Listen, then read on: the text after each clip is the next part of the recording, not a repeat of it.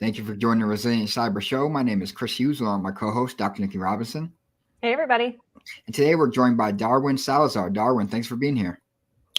Thanks, Chris. Thanks for having me. And also, thanks, Nikki. Yeah, definitely, man. We've been exchanging comments and messages on LinkedIn for quite a while, it feels like. And I've been watching you kind of share more content, put yourself out there, and really kind of establish yourself in the LinkedIn community around cybersecurity. So excited to chat with you. But for folks that haven't been, following you for a little bit, who are you and what are you up to? Absolutely.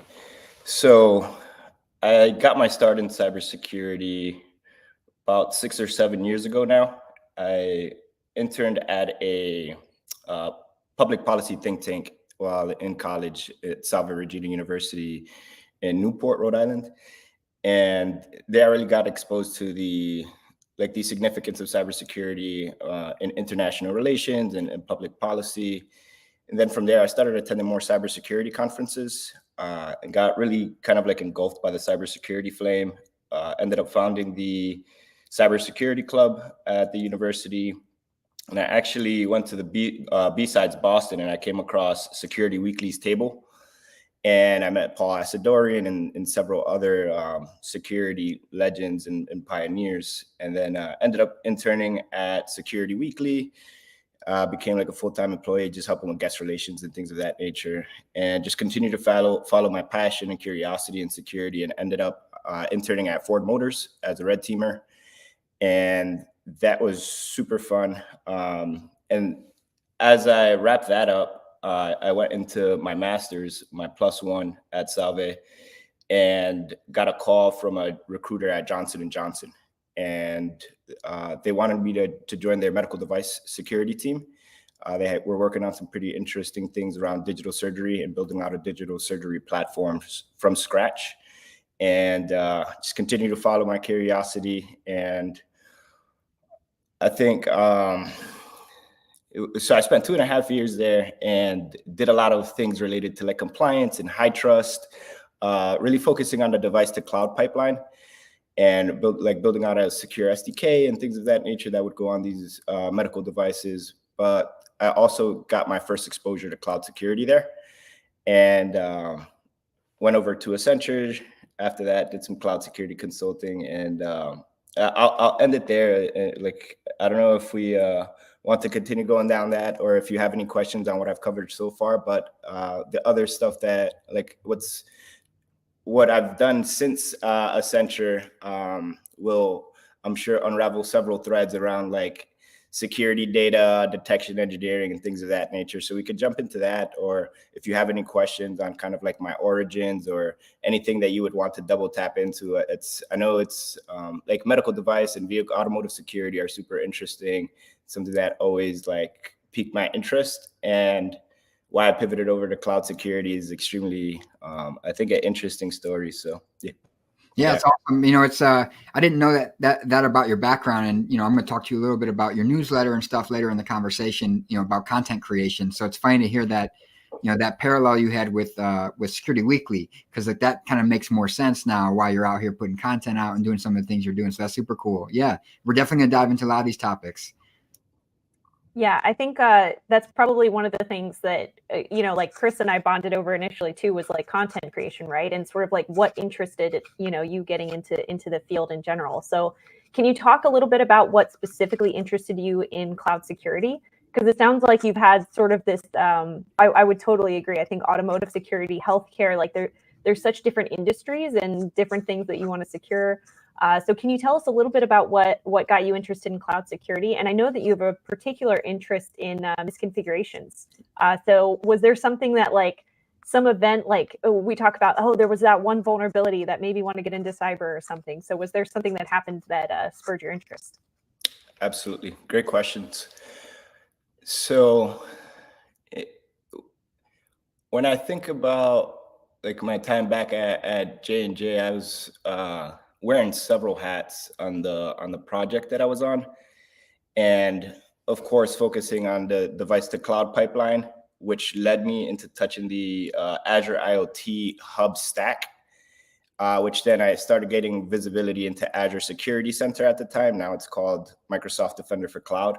And the Azure Security Center is just like a central hub where you could see the different security issues and findings and misconfigurations for your entire Azure infrastructure. And I was also working on, market leading CSPM at the time, which 5 years ago, you could kind of guess which CSPM that was. And so looking across these two different solutions, and I was responsible for checking in every day. And if I saw anything heinous or anomalous, I would reach out to the project leads. And so I did find something on a Friday afternoon that was a critical. And I just reached out and I asked the team, has anybody seen this? Has anybody looked into this? And of course, since I was the one responsible for the daily check-ins, nobody had seen it, nobody had looked into it. And so we escalated that finding, and some folks worked over the weekend. It turned out to be nothing. But that really got me interested into the entire other side of the process of what happens if it were a true incident, how does this get triaged and actioned and contained? So that's how I really got started with the cloud security stuff. It kind of happened by accident, just as a way of me being responsible for the cloud device to cloud pipelines, right? So, and then when it comes to misconfigurations, when you see some of the biggest data breaches that have occurred over the past 5 to 7 years, the majority of them lead to or can be attributed to misconfigured S3 bucket, like a public facing with yeah, that's what I was going to say. Yeah, S3 buckets. Yeah, S3 buckets, and even like the NSA and NASA and some of the world's most heavily guarded companies and agencies are prone to this. And so it's that really kind of got me even more interested. Like, how do we prevent this from happening? And we have all of these great security solutions, and people have these $1 million budgets, and they're still getting breached. And so it was like this big puzzling question. And of course, after spending more time in the industry, I now see some of the reasons why that is and why it continues to happen. But yeah, it's interesting. Yeah. So one thing I wanted to ask you about, a couple comments on there too, is like that, obviously we've seen customer misconfigurations seem to be the leading cause of cloud security incidents and continue to be so. Obviously the most notable being the publicly exposed S3 bucket. I think it took almost 10 years or something like that for AWS to make it default non-public. So that kind of, in my opinion, dovetails into the secure by default conversation we've seen in the industry lately, secure by design, secure by default. But one thing I want to ask you too is you recently took a new role over an organization called Monad, I think is how it's said. And you took a product role, which I thought was interesting because you come from this background of cloud security engineering, detection engineering, things of that nature, and now you're in a product role. And I'm curious, how has that experience been so far? And do you think having that practitioner background of being an actual, cloud security engineer, detection engineer, how has that benefited you, now in a product role where you're kind of obviously contributing to the development teams, working with engineers, probably interfacing with customers, those kind of things? Absolutely.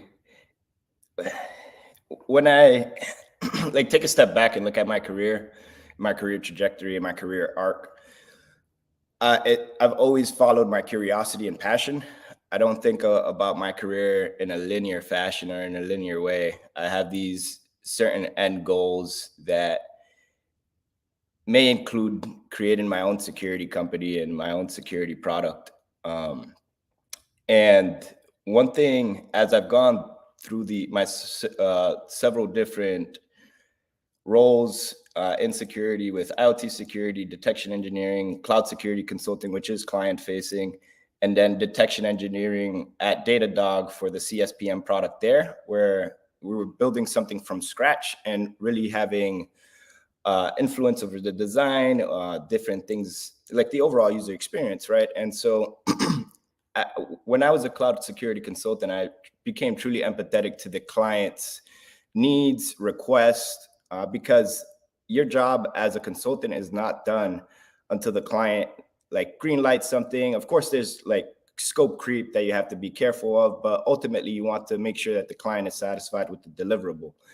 And that often meant working long hours or working weekends because your MD is like, this is a very good client that's putting a lot of money, that's, you know, has a big contract and things of that nature. And so this is the first time that I started like interfacing with clients and got an understanding of what like the client or customer and practitioner relationship was like.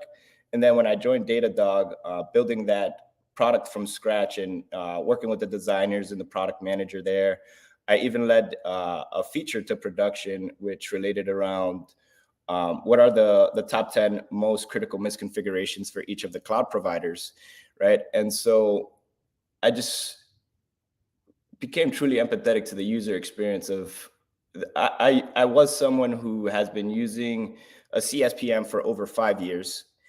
And what can I do to make this experience better for someone who is in my position or would be in my position from my previous roles? And so that led me to, of course, I started listening to a bunch of podcasts and reading books on product management to try and see if I could envision myself in product management. And one podcast that I'd like to give a shout out to is Lenny's podcast, Lenny Rachetsky.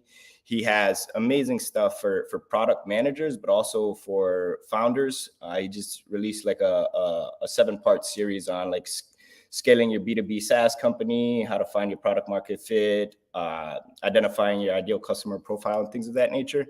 So I took 3 months off.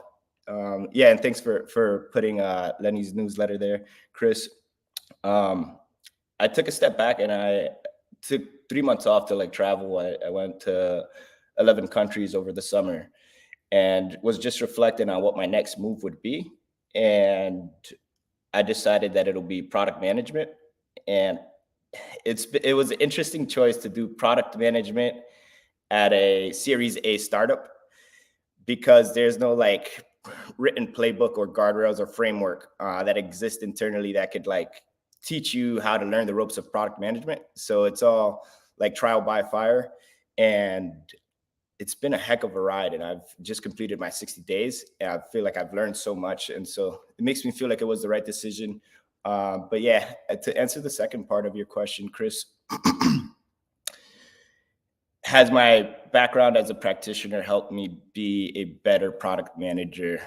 I absolutely think so, because I understand the dynamics and the relationship between the product manager and the engineering team.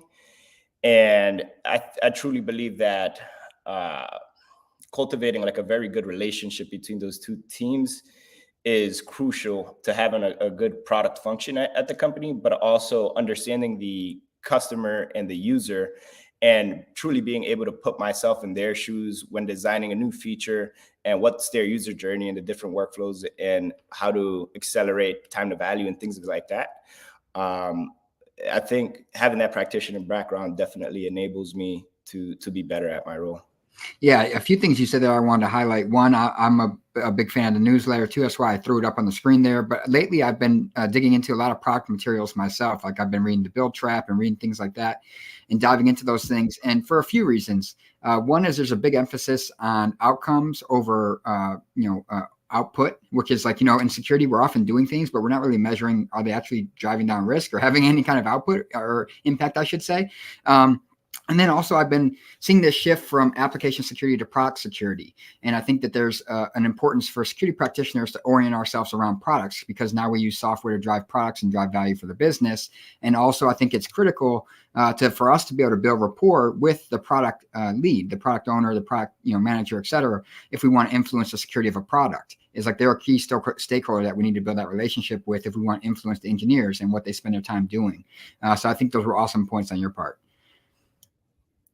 Yeah, it's one of those, it's interesting because as our industry shifts, and you sort of alluded to this when you were saying that, your career path hasn't been linear. And I don't think any one of us like in cybersecurity has had a really linear path. It's always been sort of twists and turns. But having the ability to, you mentioned empathy, right? The ability to understand who you're talking to and the understanding of the users, right? The users that are actually consuming those products, they're using those applications.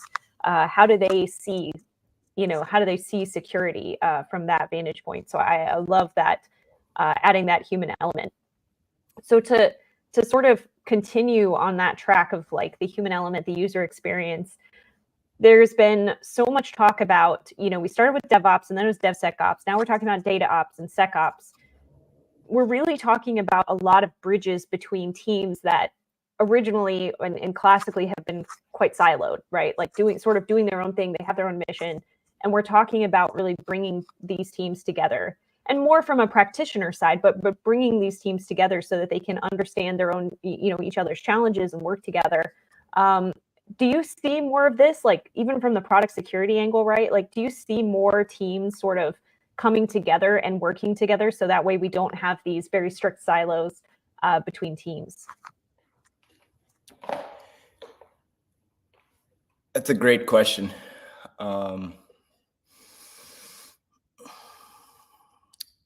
I think it depends on the type of organization and the size of the organization.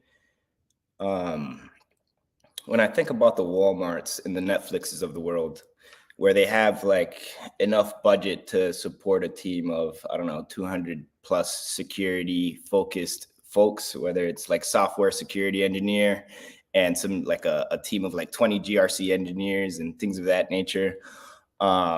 They definitely have more specialized teams, but those specialized teams are still collaborating with each other. And you even see this with the emergence of a GRC engineer. Before, the GRC person was someone who was working out of spreadsheets and going in like with questionnaires, interviewing different product owners or owners of different security verticals. But now with the emergence of GRC engineering, they can pull some of that information themselves from like the cloud provider APIs, and they have access to these different solutions. There's Vanta, there's Drata, there's a bunch of different GRC solutions that are geared towards ensuring like continuous compliance and visibility into compliance. So using the GRC engineer as an example, I do think that those silos are like slowly but surely coming down. But I would like to see more of it. And then you also have the emergence of the security engineer who has a software background, and they're able to, basically perform wizardry and run laps around. I wouldn't say run laps around, but they're like extremely valuable and can get a lot done. And they transcend different security verticals, and they can achieve a lot. They're just extremely effective, right? And so there's this emergence of like GRC engineers, security engineers with a software background, and the emergence of also product security, right?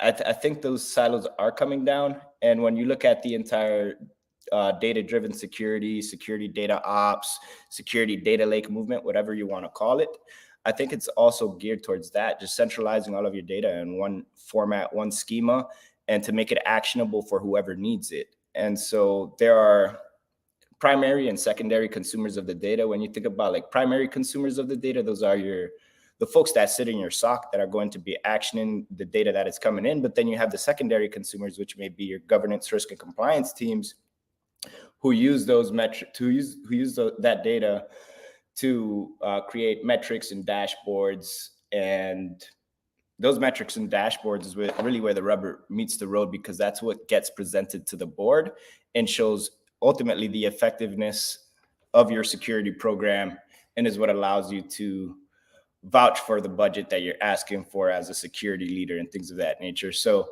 with the emergence of like GRC engineering, security data ops, shout out to Jonathan Rao, who fathered the security data ops term. And so I think we're definitely headed in a good direction as an industry. And I'm kind of asking myself, what took us so long? Yeah, I think you said a few things there that I really resonate with. Obviously, we've had Jonathan on the show recently, and I've been following his kind of push for Sec Data Ops. And also, you talked about the power of a security engineer who can code. And I think that that's super prudent as we see the industry start to move to everything as code, infrastructure as code, compliance as code, configuration as code. So these folks who come from maybe a development background, or maybe they're just greener to security, and they started developing and then kind of started picking up some of the traditional, security skill sets around GRC or things like that. I've worked with some of them, and they are incredibly powerful. And I think we're only going to see more and more shift for security practitioners who can actually put hands on keyboard and write code as well.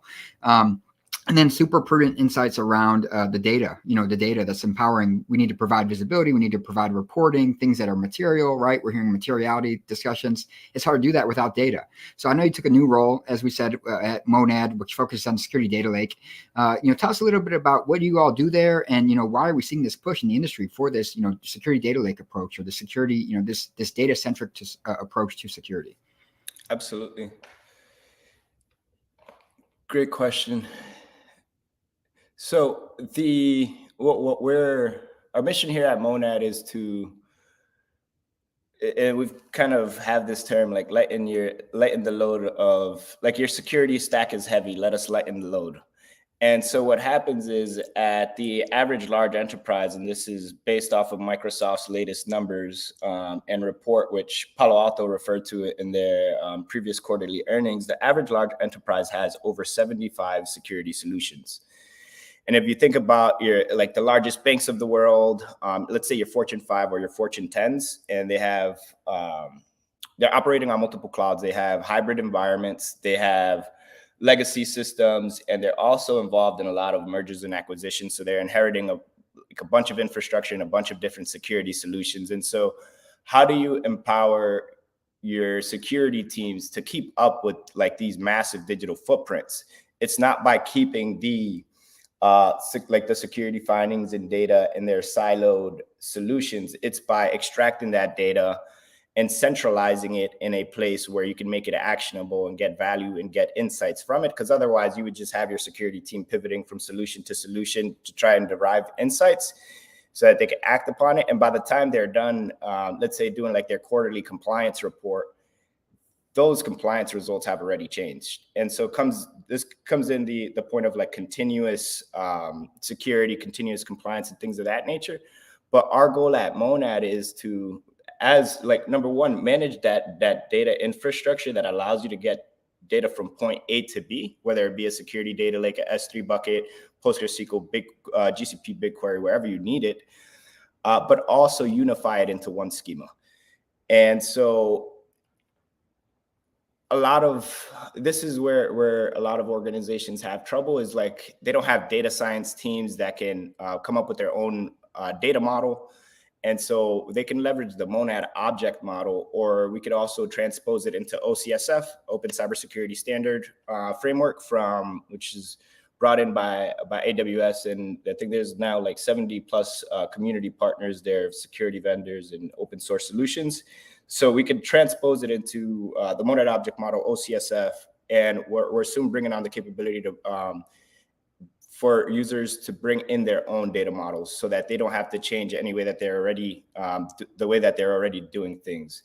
And so we provide that data pipeline. We transpose things into one unified schema, and once you have that data in your security data lake, say Snowflake or Amazon Security Lake, which we also have a partnership with, there are so many use cases and things you could do with all of that data cleaned up in one place. And so if we think about, obviously, governance, risk and compliance, mergers and acquisitions, better visibility around application security, but also when you start thinking about some of the more advanced use cases, like building in-house fine-tuned small language models that are trained off of the telemetry and data that is unique and particular to your environment, and that the baseline of your different assets and different cloud environments, you could get extremely creative. And there's also we're headed into a direction where autonomous security agents are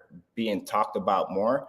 And there's a company, Dropzone AI, which has a great autonomous agent capability, but also with Microsoft Defender for Endpoint, released a recent feature that allows Defender for Endpoint to act on its own. And if it sees anomalous activity on an endpoint and wants to contain it, it'll see if that activity is present on any other endpoint, and then also try and thwart the attack or thwart that anomalous activity from happening. And so there's a lot of work in academia and also with government agencies that are working on autonomous security agents. But this is only possible if you have that data in a centralized place where you could train those AI models. And obviously the quality of data is extremely important. But there are like organizations, you think of your Scale AIs, Netflix, and several others that may already be doing some very advanced AI use cases because they're able to have this data in a centralized place. And so I think it's just the way to go. When we think about the security industry, even over the past year, there's so much more regulations, right? The SEC with the 72-hour, the 96-hour breach disclosure rule. And then you have for multinational organizations, you have to worry about regulations from like Singapore. You have the California Privacy Protection Act. You have if you're working with the government, you have FedRAMP. Then you may have PCI. There's a bunch of regulations that you have to keep up with. And so for the average, like for CISOs, this is extremely difficult. And centralizing all of that data in one place kind of helps, lighten the load and hopefully makes their job easier and security teams easier. So that's my spiel about security data and data-driven security and the whole entire security data lake movement. Yeah, that's awesome. You have so much great insight, and I think your experience, I mean, I think it just lends itself perfectly to that, right? I wanted to say a huge thank you for coming on with us today. We are just about out of time. I did want to talk about your newsletter. I know Chris posted it up here, your Cybersecurity Pulse newsletter. I highly encourage anyone to check it out. Really great content on there. We covered everything from, data ops, data lakes, secure configuration, cloud, Azure, AWS, everything in between. So I just want to say a huge thank you for coming on with us today and talking to us about all of those things. And I think that's going to take us out for this week, and we'll see everybody next week. Thanks, Darwin. Awesome. Yeah, this was really fun. Thanks for having me on.